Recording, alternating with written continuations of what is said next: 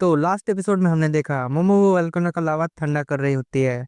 Evil आई बाहर आ जाता है। शेको तारो पर तालिस्मान लगा के इवल आई को तारो के अंदर कैद कर लेते हैं। चिकिता ओकरुन और टर्बो ग्रैनी को बाहर ले आता है और ओकरुन और मोमो गले मिलते हैं। अब आगे शेको कुछ मंत्र फूक रही होती है, शायद बंगालन है।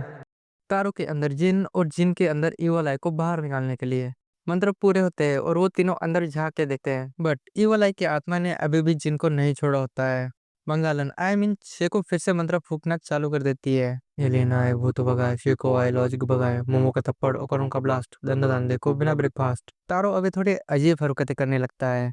तुम मेरा कुछ नहीं कर सकते नेटल्लो। अब वो सब शेको के घर डिनर के लिए आए हुए हैं। मोमो और आयरा की लड़ाई चल रही है। पूरे रूम में बिल्कुल भसड़ मच चुकी है। आयरा मेंटिसेन को बोलती है, ओए तुझे मैंने मना किया था ना अर्थ को वापस मत आना, तू वापस कैसे आ गया? मेंटिसेन अपना रीजन बताता है, वो कभी वापस नहीं आता अगर गाय का दूध खत्म नहीं होता। और हमारी दुनिया ऐसे लिक्विड से भरी है जो डायरेक्ट हमारे लंग्स में ऑक्सीजन पहुंचाती है। पर चिकिता का केस थोड़ा अलग है।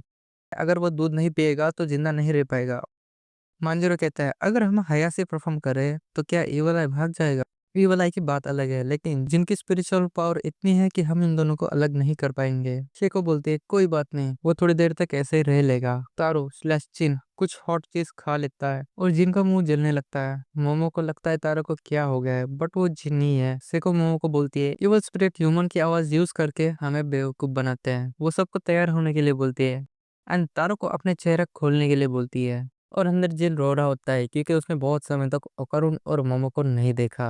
शेको मोमो को थोड़ा ठंडा पानी लाने के लिए बोलती है। अब शेको वो पानी जिन पर डालती है तुम में से कोई नहीं बचेगा। और ईवल आई अपने पावर का यूज करने लगता है, बट शेको सब्जी का गर्म पानी ईवल आई पे डालती है और जिन फिर से वापस आ जाता है। कोई भी ठंडा लिक्विड अगर जिन पे गिरेगा तो ईवल आई बाहर आ जाएगा और गर्म लिक्विड ईवल आई पे गिरेगा तो जिन बाहर आ जाएगा। जिन मोमो के सामने अजीब अजीब मुंह बनाने लगता है। मोमो को गुस्सा आता है तो सीधा तारो का सर ही पटक देती है। तारो भी बोलता है, इस तरह हिना के साथ लवी डवी नहीं कर सकता, बट शेको कहती है वो तारो को हिना से ऐसे मिलने नहीं देगी क्योंकि उनका कर्फ्यू 10 बजे से शुरू होता है। वो हिना को इतनी देर रात किसी अजीब आदमी से मिलने नहीं दे सकती। और अब शेको जिन ओकारुन और मोमो से माफी मांगने लगती है क्योंकि अगर उसे पता होता ई वाला वहां पे पहले से है तो उन्हें वहां पे कभी नहीं भेजी है। इधर टर्बो ग्रैनी सब्जी से भरा हुआ पतीला लाती है और उसमें से चॉकलेट को निकाल के खाते खाते बोलती है, ये वाला एक पहाड़ी आत्मा थी और पहाड़ के लोग उसे गॉड जितना ही मानते हैं। पर अगर ये वाला किसी आम इंसान पर काबू कर लेगा तो वो तुरंत मर जाएगा। इसीलिए वो सिर्फ हाई स्पिरिचुअल पावर वाले के पीछे ही भागता है। शेको जिनको उनके पास से रुकने के लिए बोलती है और कहती है, जब तक वो भूत भगाओ आंदोलन नहीं शुरू करते तब तक शहर के बाहर मत जाना। मांजरो थर्मस में पानी भर के सबको एक एक दे देता है। मोमो और ओकरुन पानी फेंकने का प्रैक्टिस कर रहे होते हैं ताकि जब ई वाला बाहर आए तो वो गर्म पानी फेंक कर फिर से जिनको वापस ला सकते हैं। सेको जिनको संभाल के रहने के लिए बोलती है कि कहीं वो ठंडे लिक्विड को ना छू ले। एक बूंद ठंडे लिक्विड से ए वाला बाहर आ सकता है। अब सीन चेंज होता है और हम देखते हैं मोमो ओकारुन और आयरा मेंटेसन और उसके लड़के को छोड़ने आए होते हैं। सेको ने पास के डेयरी फार्म में मेंटेसन को नौकरी दिलवा दी है। मोमो मेंटेसन का नाम पूछती है। वो बोलता है टेरेंटुलन के हिसाब से उसका नाम पिन्नी विन्नी है और वो यूएफए में बैठ के वहां से चला जाता है, बट वो 2 सेकंड में वापस भी आ जाता है।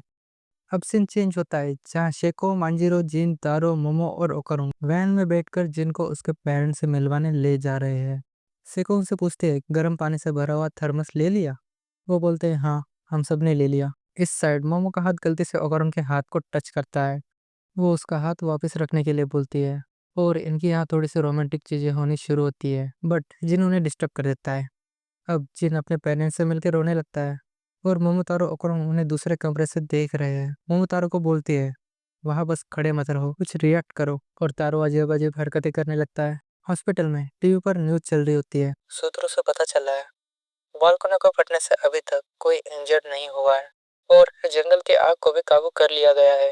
अब अगली खबर, दाइजा शहर में रहने वाले जूची कीतो और अन्य 9 लोगों को हत्या और इलीगल एक्टिविटीज के लिए गिरफ्तार किया गया है। इनकी लीडर नाकी कीतो, उम्र पता नहीं, वो भी अभी तक फरार है। पुलिस इसे ढूंढने की कोशिश कर रही है। बुढ़िया पुलिस से बचते बचाते भागने लगती है और किसी छोटे से पेड़ की टहनी पर उसका हाथ अटक जाता है। तो बुढ़ी का बहुत गुस्सा आने लगता है कि जिस सांप को उसने 200 साल तक बड़ा किया था उसे मार दिया गया। बुढ़िया गुस्से में वो पेड़ ही उखाड़ देती है और अपने विग और चेहरा फाड़ती है। और भाई हम देखते हैं बुढ़िया भी एक एलियन है।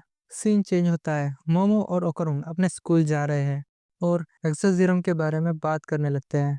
वहाँ मोमो के दोस्त आकर ओकरुन और मोमो को धप्पा दे देते हैं और उसकी दोस्त वोल्केनो के बारे में बातें करने लगती है और उन्होंने न्यूज़ में यूएफओ को भी देखा था।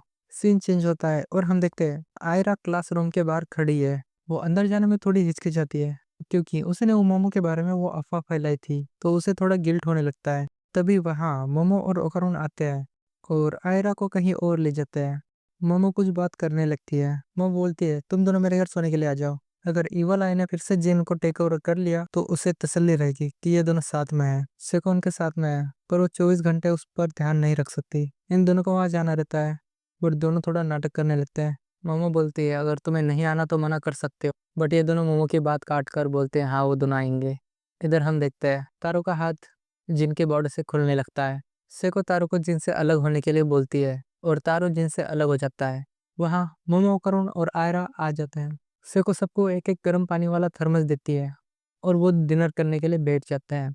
सेको ओकरुन से सोया सॉस मांगती है। ओकरुन सोया सॉस उठा के देने लगता है और उसमें से एक बूंद सोया सॉस जिनके हाथ पे नहीं गिरता, वो टेबल पे गिर जाता है।